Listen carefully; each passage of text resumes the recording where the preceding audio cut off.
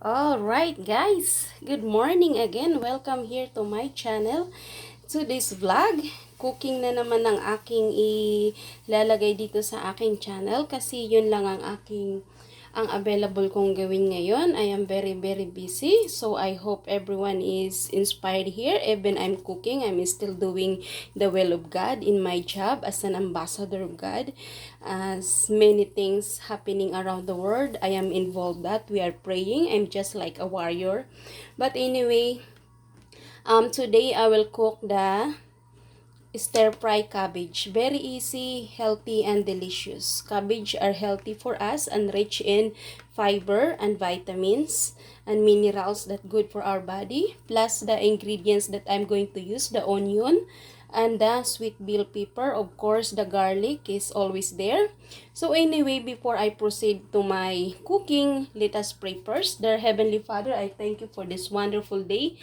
Thank you for this opportunity that you have given to me, Lord. Even I'm cooking, whatever I'm doing, I lift up to you everything, Father God. I feel renew in my spirit. I feel revive, Father God, because your promise to me, whoever honor you, you will honor, Father God. I know you will honor this prayer, Father God. Father God, I thank you for this provision, and I thank you also, Lord, for all my subscribers here in my channel. Bless all of them, Lord, wherever around the world.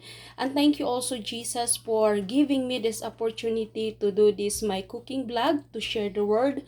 Father God, I thank you. Even though it's simple, I know it's powerful. Thank you, Lord Jesus. Help me today to do good and to be good. Father God, bless this food to be nourishment to our body, for me and my family. Give us joyful in our heart and be grateful also in our heart.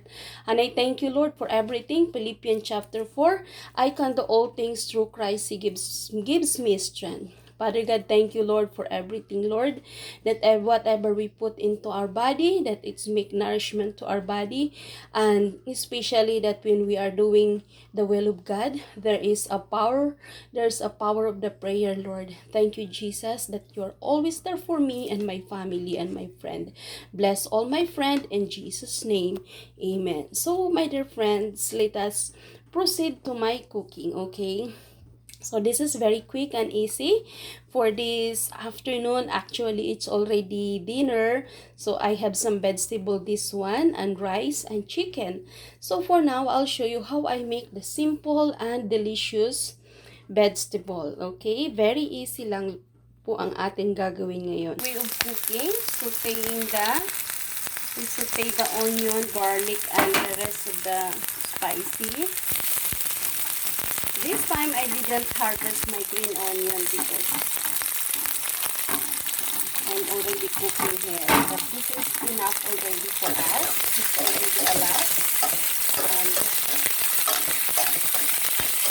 very easy.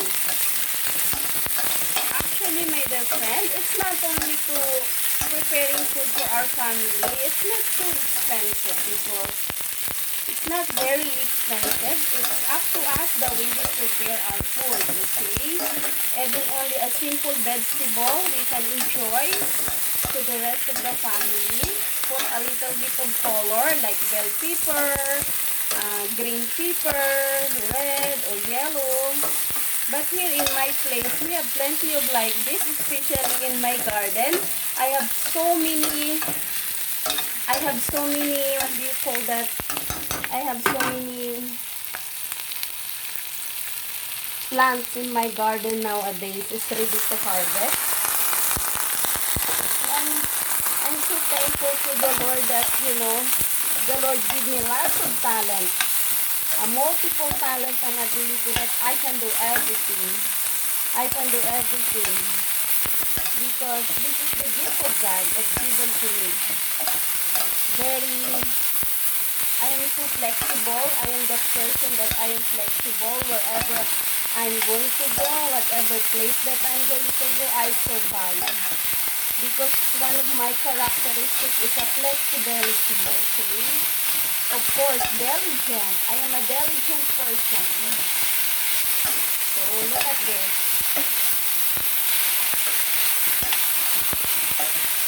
Okay.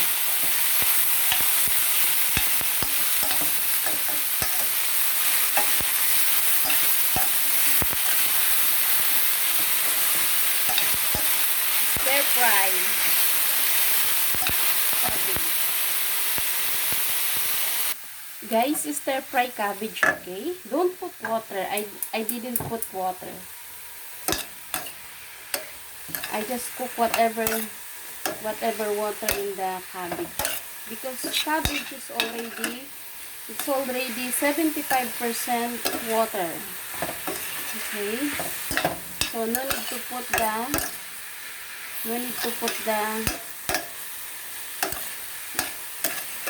it's quick, very quick. 75 water in cabbage. That's why this is healthy for us. Especially guys, if you have a stomach problem, eat cabbage. Cabbage juice, coleslaw. Not coleslaw, because coleslaw you put vinegar, because you put mayonnaise in the coleslaw. So vinegar is not really good for if you have a stomach problem. So, but anyway, this is really good and just enough for the family. And I take the opportunity to do this one. It's not really difficult, but you need to be ready emotionally, spiritually to do this. Because sometimes it's not really easy doing YouTube. Whatever you want to do, you must be passionate.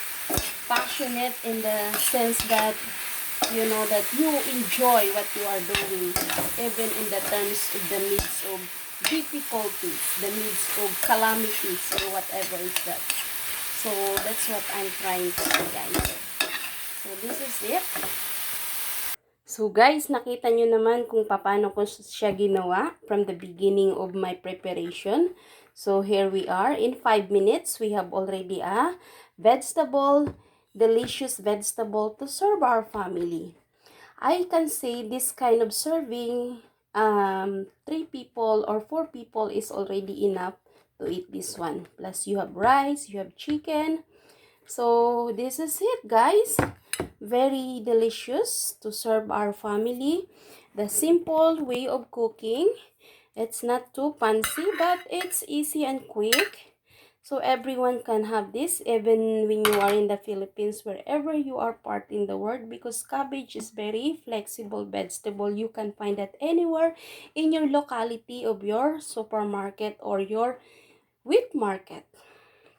Okay, this is it. So this is swak na swak. I have some chicken. This is already for 3 times that we eat. So I will shredded this to serve for the family. It's perfect. You have vegetable, carbohydrates, and protein. Chicken is protein. We bought this in the Sam's Club. One of the bulk quantity that you buy grocery here in my place. But you know, as a mother, I sit aside. We don't eat in one time the one chicken, even though we have money to buy enough. But you know, sometimes we need to save because we have children, you know. We don't waste our money. We don't, you know, we don't, if it is time to save, we can save. Time to spend money or time to treat ourselves. You know, that's it. So, this is my menu for today. Na naiwan. So, isang ano pa namin to, isang meal pa namin to. I think I can mix some soup or noodle soup to put this one, or can mix some bone soup. So, that's it. I just pan-fry the chicken. Pan-fry ko yung chicken ko kasi para fresh naman siya.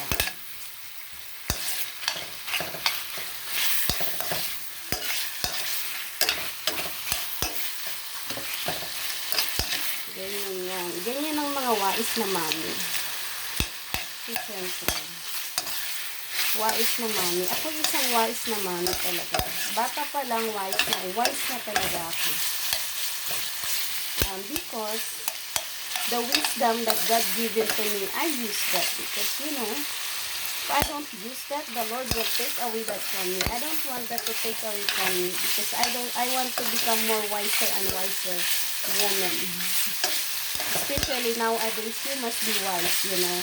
And of course, not only to be wise, but you must have a discerning of the Holy Spirit. Because there's so many bad people out there, you know. If you don't have a discerning of the Holy Spirit, My dear brothers and sisters, Holy Spirit can speak to us, what's the will of God to us. So the most important thing, we must obey and we must follow only. Obedience is the key to know the will of God. So anyway, I'm just cooking while I'm cooking here. I'm just pan frying that chicken. Okay.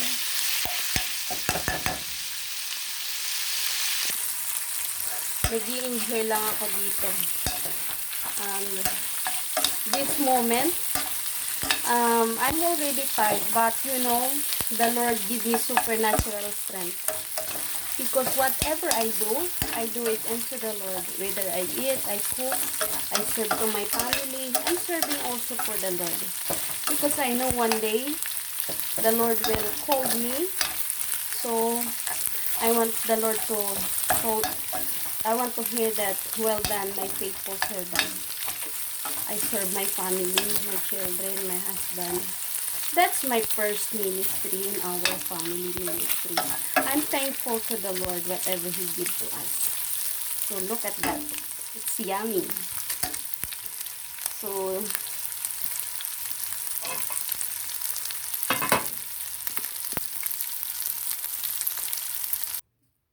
okay guys, nakikita nyo yan. So mayroon na tayong cabbage.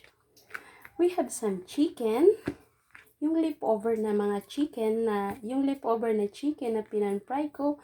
At saka we have some fresh corn and we have some rice. O diba?